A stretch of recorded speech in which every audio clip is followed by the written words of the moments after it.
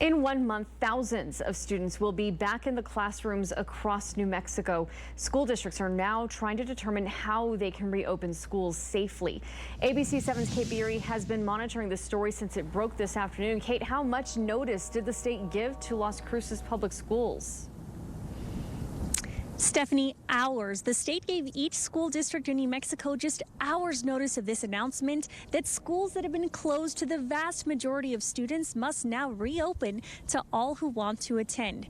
The exact deadline for classrooms to reopen is April 5th, but families do have the option to decide if they want to send their kids back right now. If they do, students will have about a month and a half of in-person instruction before the school year is over.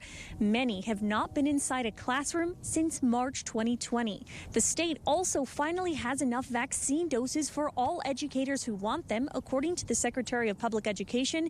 He might remember last month when the state canceled hundreds of appointments for teachers to get their vaccines because the supply was not enough. Also, after allowing sports to resume, the state now allowing music students to begin practicing again.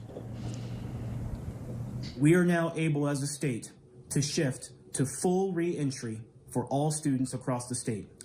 Full re-entry means that all students who want access to in-person learning will start the process of being eligible to have access every day. My biggest concern is that, that families will travel as if there is no pandemic, no social distancing, no masks, going other places where variants are showing up and then bringing it back to New Mexico. April 5th is right after spring break, somewhere in that area, and I'm a little worried about this being a recipe for disaster, and just as we're getting. You can hear the concern in the voice of Ray Jaramillo, the chairman of Las Cruces Public Schools Board of Education.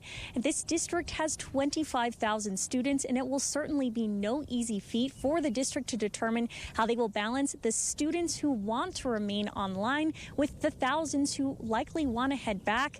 And if you want to mark your calendars, Tuesday, March 16th is the board meeting where the LCPS Board of Education must make these decisions and have these discussions. Certainly a very eventful day for education in New Mexico. And you can count on us to continue to follow this story and get the parent side of it tomorrow throughout the day.